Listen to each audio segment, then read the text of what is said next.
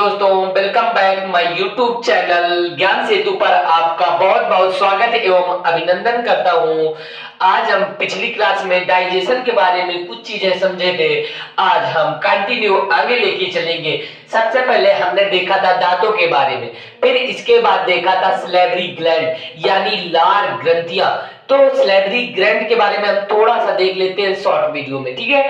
अब लार ग्रंथियां मानो के कान के पीछे, जस्ट कण के पीछे यानी कान के पीछे 3 ग्रंथियां होती है जिन्हें सलेवरी ग्लैंड कहते हैं। नंबर 1 आप लोगों को बताए थे parotid, number 2 sublingual, number 3 submandibular. अब जो सब पैरोटिड बताए थे, पैरोटिड में सबसे बड़ी ग्रंथि होती है। अब पैरोटिड सांप में भी पाई जाती है, लेकिन सांप में इसमें जहर का काम करता है पैरोटिड पर। लेकिन सांप में 2 प्रकार के जहर होते हैं। नंबर 1 हिमोटॉक्सिन होता है, नंबर दूसरा न्यूरोटॉक्सिन होता है। हिमोटॉक्सिन का कार्य क्या होता है? जो हिमोटॉक्सिन होता है ना, खून का रक्त यानी रक्त का थक्का जमाता है, जिससे व्यक्ति की मौत हो जाती है। जो न्यूरोटॉक्सिन होता है वो न्यूरॉन यानी संवेदी अंग यानी तंत्र को बिल्कुल बेकार कर देता है, जिससे व्यक्ति की मृत्यु हो जाती है। अब इसके बाद हमने देखा था लार यानी मनुष्य के पूरे एक दिन में कितना लार निकलता है, यानी कि 1.5 लीटर निकलता है, मानव के 1.5 लीटर। अब इसमें बताए थे नंबर 1 लाइसोजाइम का क्या काम है? लाइसोजाइम जो होता है ना, वो कीटाणुओं को मारता है। आप लोगों को खुद पढ़ा है कल। आप लोग यदि पिछली वीडियो ना देखा हो तो आप सबसे पहले पिछली वीडियो को देखिए, ताकि आपको अगली क्लास को अच्छे से समझ में आए।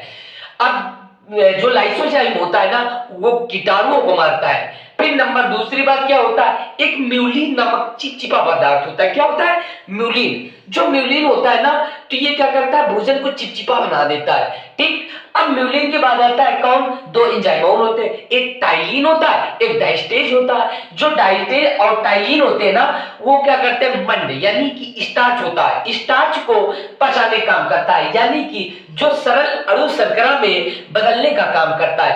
अब हम देखेंगे सबसे पहले डाइजेशन बना के हम सीखते हैं आज। ये देखो मुख है, ठीक है। ये मुख के बाद क्या होता है? इधर भोजन जाता है, यानी दांतों के बारे में हम पिछली क्लास में पढ़ चुके हैं।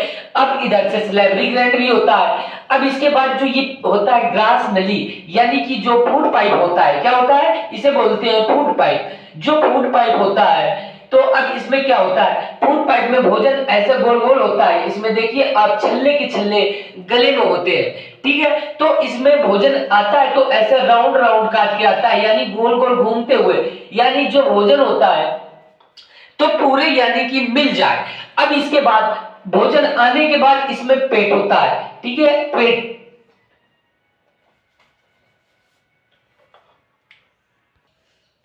जैसा कि आप लोगों ने देखा है कि देखिए इधर दांत होते हैं, फिर इसके बाद आप लोगों ने सलेवरी ग्लैंड देखी। अब भोजन यानी कि जो होता है ना, तो गले यानी कि फूड पाइप होता है, तो इधर ऐसा राउंड राउंड घूमते हुए आता है, ठीक है, यानी फूड पाइप।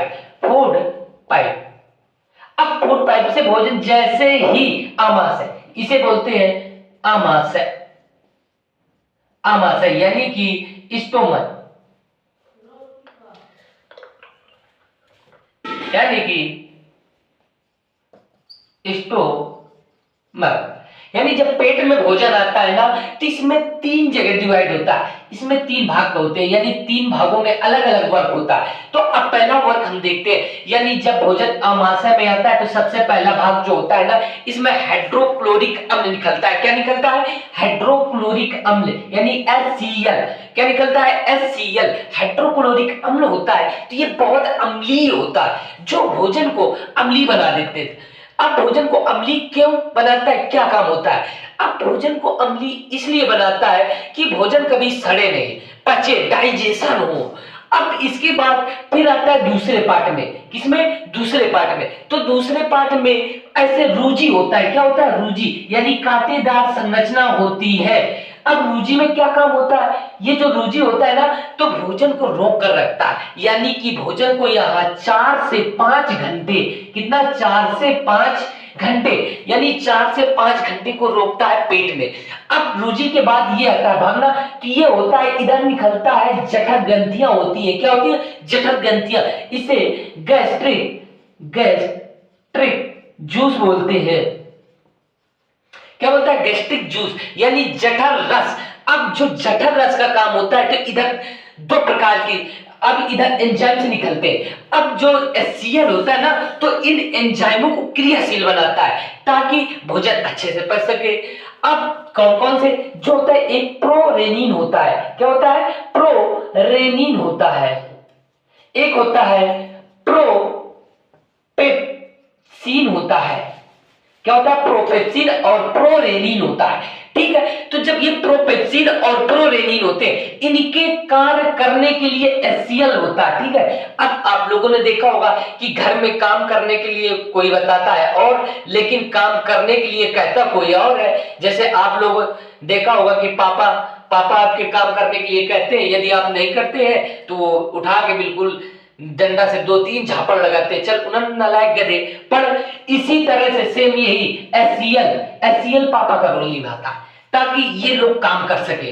अब भोजन को जो प्रोपेप्सिन होता है, तो ये प्रोपेप्सिन पेप्सिन में चेंज होता है। किसमें होता है? पेप्सिन में। पेप्सिन में जो प्रोरेनिन होता है तो ये रेनिन में चेंज होता है। किसमें? रेनिन। जो रेनिन होता है ना, तो ये जब आप लोग दूध पीते हो ना, तो दूध में जो होता है बहुत सारे प्रोटीन्स, तो ये दूध को जमा देता है। कौन? HCl। अब जमाने के बाद क्या होता है? इसमें जो प्रोटीन्स होते हैं उनको फाड़ देता है, यानी रेनिन क्या करता है? दूध को फाड़ता है, यानी कि दूध को दही में चेंज कर देता है। ठीक है, यानी फाड़ता है। और जो ये पेप्सिन होता है ना, तो ये पेप्सिन क्या होता है? जो इससे प्रोटीन निकलता है, ये दूध से क्या निकलता है? प्रोटीन होता है ना, तो ये पेप्सिन क्या होता है? प्रोटीन को पेप्टोन्स में बदल देता है। किसमें? पेप्टोन में चेंज कर देता है।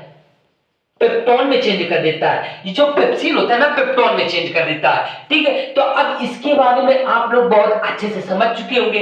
सबसे पहले फूड पाइप, यानी भोजन कहाँ आता है? फूड पाइप में आता है। ठीक है, फूड पाइप से आता है अमाशय यानी पेट में। तो सबसे पहले पेट में क्या आता है? HCl निकलता है। HCl क्यों निकलता है? ताकि जो और काम है ना, ये एंजाइम्स, तो ये एंजाइम अच्छे से काम कर सके ताकि भोजन का अच्छे से डाइजेशन हो सके और ना कि सड़े। अब ये HCl नहीं होगा तो भोजन सड़ जाएगा। और ये भी देखिए, ये जो HCl है ना, तो ये बहुत एक तरह का तेजाब होता है। आप लोगों ने देखो, व्यक्ति के पड़ जाता है तो व्यक्ति का खाल भी छूट सकती है। तो इसमें क्या होता है? इसमें म्यूकोस, क्या होता है? म्यूकस नाम की एक झिल्ली होती है, यानी म्यूकस की एक परत होती है। तो ये पूरा काम म्यूकस का भी होता है। ठीक है, तो ये म्यूकस क्या होता है? म्यूकस की झिल्ली होती है जिससे HCl का कोई प्रभाव, यानी कि इस पेट में कोई प्रभाव ना पड़ सके। नहीं तो आप लोगों ने खाना खाया, म्यूकस की झिल्ली नहीं है, तो ये बाहर ऐसे आराम से आप लोग ऐसे बाहर निकाल भी सकते हो खाने को। इसीलिए HCl। फिर दूसरा नंबर रूजी, जो 4 से 5 घंटे को पेट में भोजन को रोकता है। जो पेप्सिन और रेनिन होता है, तो रेनिन दूध को दही बनाता है और उससे जो प्रोटीन निकलता है और जो पेप्टोन्स होता है, तो जो प्रोटीन निकाला है उसको पेप्टोन में बदल देता है। ठीक है, अब इतनी बात आप लोग बहुत अच्छे से नोट करिए और पढ़िए। अब इसके बाद देखते हैं, जब ये भोजन आ जाता है इधर से, ठीक है, तो इसको काइम बोलते हैं। क्या बोलते हैं? काइम। ठीक है, काइम बोलते हैं। जो ये पूरा भोजन हो जाता है चिपचिपा हुआ या इसे अधपचा भोजन होता है, लेकिन अभी ठीक है, तो ये कैसा हो जाता है? इसे काइम बोलते हैं। क्या बोलते हैं? काइम बोलते हैं। ठीक है, जय हिंद। अब कल आपको फिर अगले वीडियो में हम मिलते हैं। जय हिंद।